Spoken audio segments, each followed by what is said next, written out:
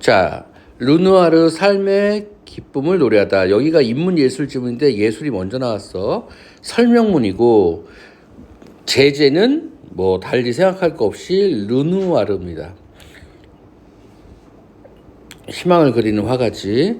르누아르의 낙관적인 예술 철학. 희망을 그리는 화가라고 딱 이름이 붙어 있어. 감동을 주는 이유. 화가의 다양한 작품을 예를 들어 설명하며 독재. 화가의 작품 3개 가지고 표현해요, 이거. 자, 머리말. 19세기 프랑스의 대표적인 인상주의. 자, 인상주의라는 게 이제 뭔지가 좀 중요한데, 사실 모든 것들은 처음에 이제 예술이라는 게 낭만주의하고 사실주의가 교차하는 거였어. 사실주의가 현실을 있는 그대로 다 보여주면서 고발하면 너무 각박해지면 이제 낙관적인 미래를 얘기하는 낭만주의가 유행했다가 막 이렇게 하다가 이제 사실주의가 극단적으로 나가고 있었어. 그래서 대표적인 게 자화상들. 수염 하나하나까지 다 그리는 사실주의가 엄청 유행하고 있었는데 그런 화단에 예술, 미술계에 충격을 던지는 발명이 일어나. 그게 뭐야? 카메라가 발명이 된 거야. 그래서 사실주의가 필요 없어진 거야. 그래서 사진을 찍어버리니까. 그래서 이 예술계가 엄청난 충격에 빠졌어. 근데 거기로부터 새로운 돌파구가 모색이 됐는데 그 전까지는 작가가 이렇게 세계를 그렸잖아. 그지? 근데 작가는 세계를 그리는 게 아니다라는 얘기가 나오기 시작해. 작가는 이 세계가 작가의 눈에 비친 모습을 그리는 거다. 세계 그 자체가 아니라 작가가 바라본 세계가 되게 중요한 거다.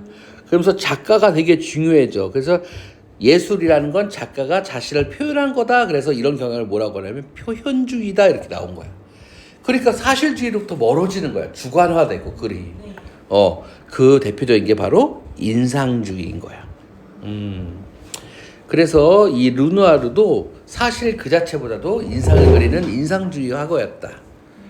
자, 이 글에서 나오는 3개의 그림이 피아노 치는 2소녀, 기타를 연주하는 스페인 소녀, 그리고 화병의 꽃이라는 작품이야. 결론부터 말하면 삶의 고통을 모르지 않아. 이 사람은 되게 힘들게 살아온 사람이야.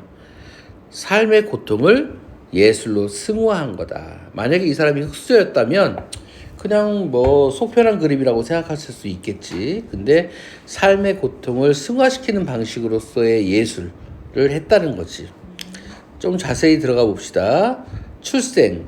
프랑스 리모주의 가난한 집안에서 태어났어. 이 사실이 중요하죠. 그러니까 이때부터 인상주의 때부터는 작품을 하려면 작가를 좀 알아야 되는 거지. 그림에 제 입문한 계기는 자기 화공.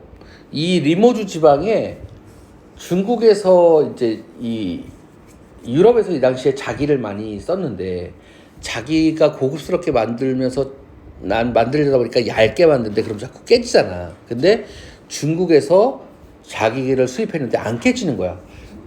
거의 투명할 만큼 막 얇은데도 불구하고. 왜 그랬냐면 거기에 밖에 가서 좀 끄고 와. 에어컨 좀. 괜찮아?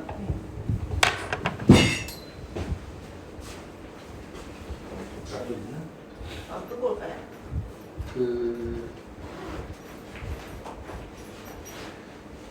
리모주에 중국으로부터 자기를 수입했는데 중국 사람들이 그 흙을 자기로 구울 거 아니야? 그 흙에다가 뼈를 섞은 거야. 동물의 뼈? 네. 그런 자기를 뭐라고 해? 본차이나.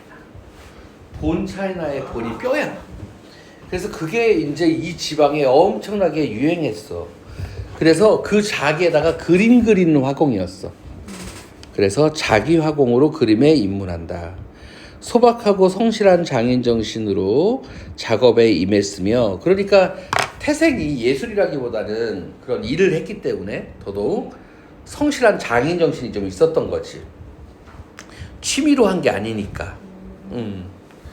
오로지 회화의 본질에 충실하려고 노력했어. 40세가 넘어서 명성을 얻고 경제적 여유가 생겼어도 규칙적이고 정돈된 삶을 살았어. 일상생활과 사람들의 모습을 화폭에 담으려고 노력했고 49세부터 류머티즘으로 손가락이 비틀어지고 다리가 마비되어도 손에서 붓을 놓지 않았어. 그래서 경제적, 육체적, 정신적 고통을 예술로 승화시키고 밝고 행복한 그림들을 그렸다는 거야. 자, 먼저 피아노 치는 두 소녀라는 그림인데 피아노 치는 두 소녀는 여기 본문에 아마 없을 거야. 그래서 보여줄게. 그림을 봐야 이해할 수 있어요. 피아노 치는 두 소녀.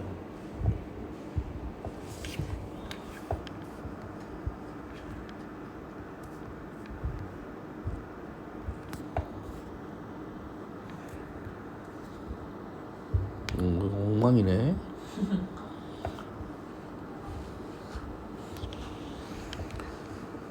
피아노.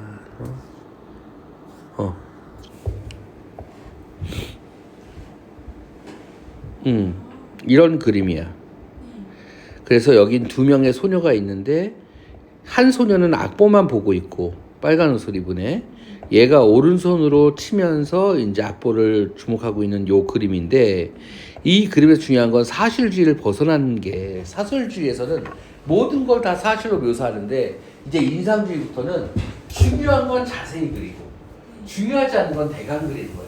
거칠거칠을 하고.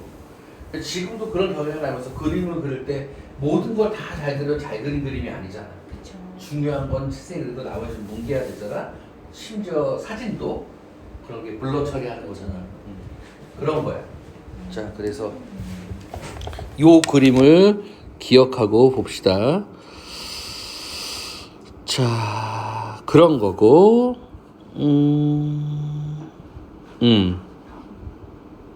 자, 피아노 건반을 치는 소녀와 옆에 서서 악보를 읽고 있는 소녀를 그렸다. 배경의 거친 붓터치와 여백은 전경이 중요한 대상을 말하는 피사체.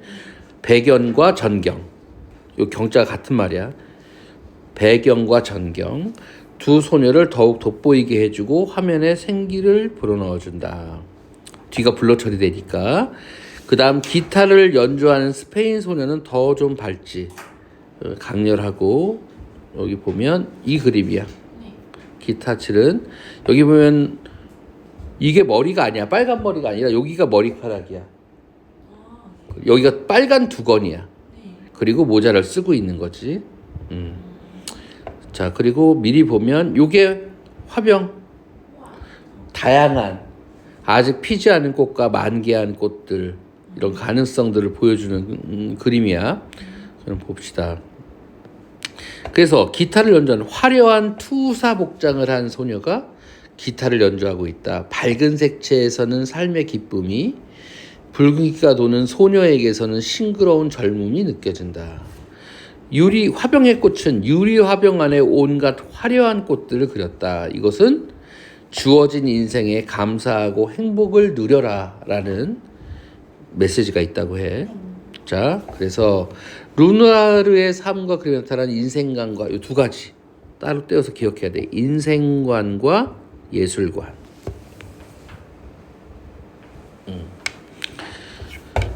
자, 인생관은 주어진 인생에 감사하며 삶 속에서 항상 기쁨과 긍정을 찾으려는 낙천적인 인생관. 그리고 요게 되게 중요한 거지. 예술관은 뭐다? 예술관은 영혼을 씻어주는 환희의 선물이다. 그림이라는 건. 그게 이 사람의 예술관이다. 자, 그러면 지문을 보겠습니다. 머리말. 19세기 중후반 프랑스에서는 고전적인 엄격한 19세기니까 1800년대야 이때도 고전적인 엄격한 규율을 요구하는 사실주의 화풍의 아카데미즘, 매우 학구적이었다는 얘기지. 원칙들이 많았던 거지. 벗어나 한층 더 자유로운 표현을 찾는 다양한 미술운동이 일어났는데 그중 하나가 인상주의다. 대표적인 인상주의 화가에는 피사로, 모네, 드가, 시슬레 그리고 르누아르가 있다. 르누아르는 본 차이나로 유명한 프랑스 리모주의 가난한 집안 출신으로 리모주 자기 화공으로 그림에 입문한 후 평생 소박하고 앞에 표시한 거 보고 가 소박하고 성실한 장인 정신으로 사람 성실했다는 얘기지. 작업에 임했으며 오로지 회화의 본질에 충실하고자 하였다. 나이 40세가 넘어 명성을 얻고 경제적 여유가 생긴 후에도 그는 규칙적이고 정돈된 삶, 지금 르누아르의 성격을 보여주는 것들이야. 삶을 살았다. 그는 카페, 공원, 거실, 무도회장 등 마치 골목길에서 마주칠 것 같은 일상생활과 일상적 사람들의 모습을 화폭에 담았다. 본문 1. 피아노 치는 두 소녀는 프랑스 정부에서 파리 룩셈부르크 미술관에 전시하기 위해 의뢰한 작품으로, 그러니까 말년에 그린 거지. 의뢰를 받을 정도니까 미완성작인 피아노 치는 소녀는 미완성작이야. 배경과 전경이 대비된다. 항상.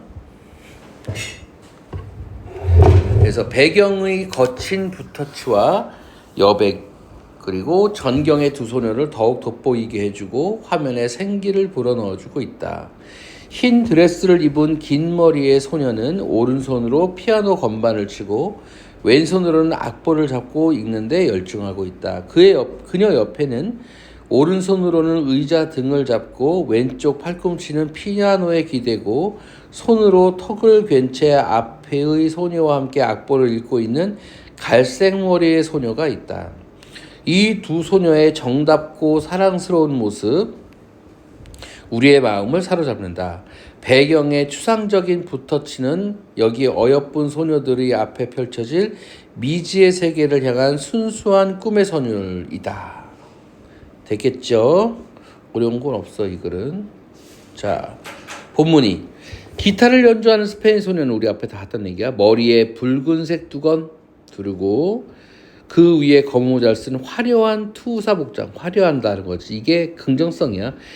소녀가 등장한다. 이 소녀는 젊음이고, 자, 여기서 화려하다라는 것의 의미는 긍정성. 그리고 여기 소녀는 젊음인데 생명력이지. 소녀가 무슨 뜻이야? 소녀가 무슨 뜻이야? 사람들이 다 안다 그러지만 모르지. 소녀가 무슨 뜻이야? 소자가 무슨 소자야? 적을 소자야. 작을 소는 이렇게 쓰고, 알아요. 그거 밑에 하나. 뭐가 적다는 거야? 그래, 나이가 적다는 얘기야. 나이가 어린 여성이란 뜻이지. 이 소녀는 포동포동한 손으로 스페인 사람들에게 가장 가까운 악기이자 고독한 예술가들에게는 인생의 동반자인 기타를 정성스럽게 연주하며 반주에 맞춰 노래를 부르는 모습이다. 이 그림에서도 역시 우울한 분위기의 정치가 아니라 사랑스러운 소녀가 있을 뿐이고, 이 생기 넘치는 소녀의 존재 자체가 생의 예찬이다. 밝은 색채에서는 삶의 기쁨이, 그리고 붉은기가 도는 포동포동한 소녀에게서는 싱그러운 젊음이 느껴지면서 우리의 시선을 사로잡는다. 화병의 꽃은 활기찬 생의 찬미가 연상되는 그림으로 유리 화병 안에는 온갖 화려한 꽃들이 만발하였다. 마치 사랑하는 여인을 그리듯 애정어린 붓터치로 그린 꽃은 알록달록 채색한 솜사탕과 같고, 이거 중요해. 비유적 표현. 풍성하고 푹신한 느낌을 전해준다. 삶 속에서 항상 기쁨과 긍정을 찾으려 한 르누아르가 여기서 그려낸 것은 수백 년간 유럽의 화가들이 즐겨 그려온 바니타스 주제의 인생무상, 즉 인생무상이 아니야. 이 글이 아름답게 만발했다고 저버릴 꽃의 덧없음이 아니라 주로 그런 걸 그렸는데, 지는 꽃들, 비록 비참한 죽음의 순간이 올지라도 이 순간만은 이 아름다움과 매혹적인 향기로 우리에게 기쁨과 희망을 안겨주는 꽃에 대한 예찬이다. 비록 세상이 인간에게 던져주는 것이 여기 중요해. 일시적이고 부질없는 것 이걸 뭐라 그래? 피조물의 유한성이라고 하지. 우린 전부 다.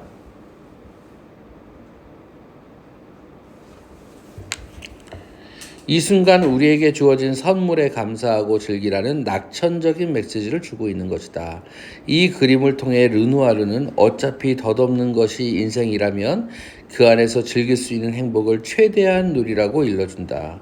이 행복은 영원히 지속될 수 없는 소중한 순간이기 때문이다. 자, 그림 여기 이제 중요해. 예술관, 예술 철학.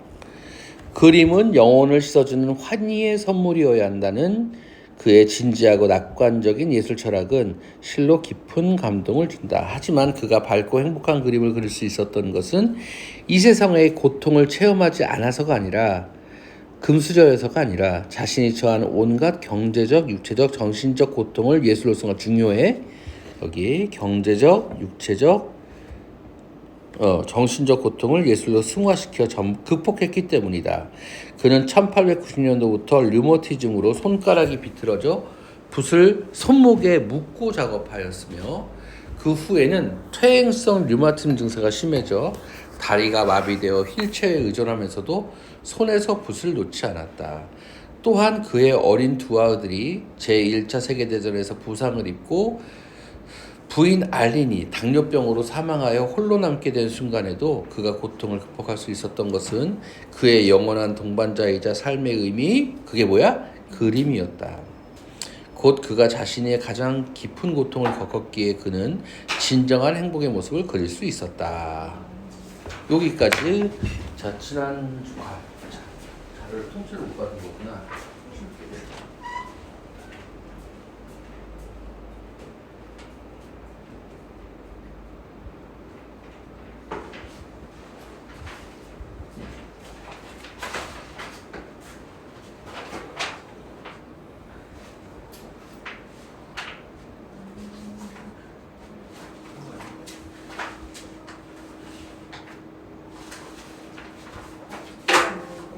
조금 있어요.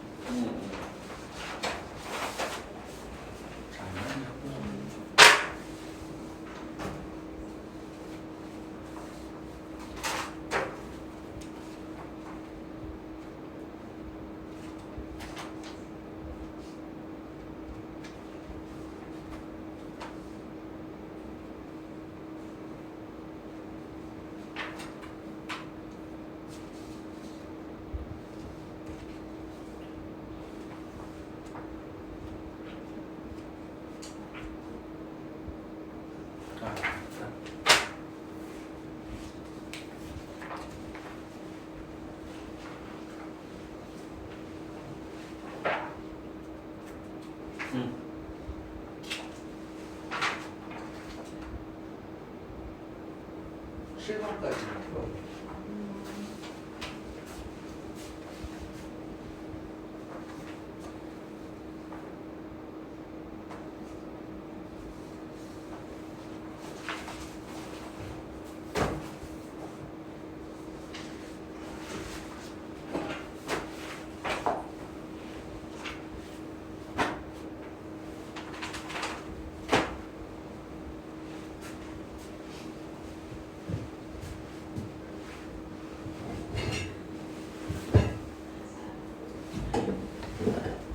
문 닫을까요? 음.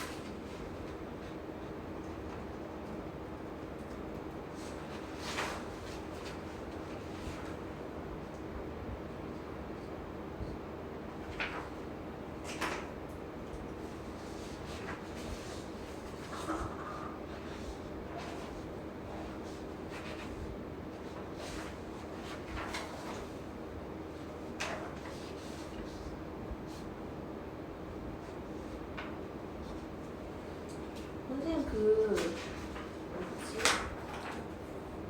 곧 그 자신이 가장 깊은 고통을 겪었기에 그는 진정한 행복의 모습을 그릴 수 있었다. 이거 역설이에요? 역설? 아, 묘하네. 근데 여기 문제에서 역설이라고 보자. 답이 5번이고 4번이요. 4번.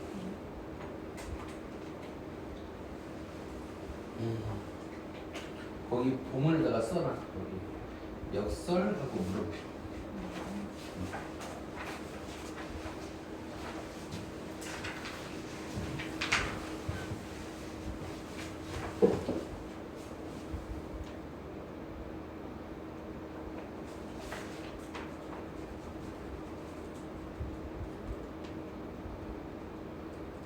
됐습니다.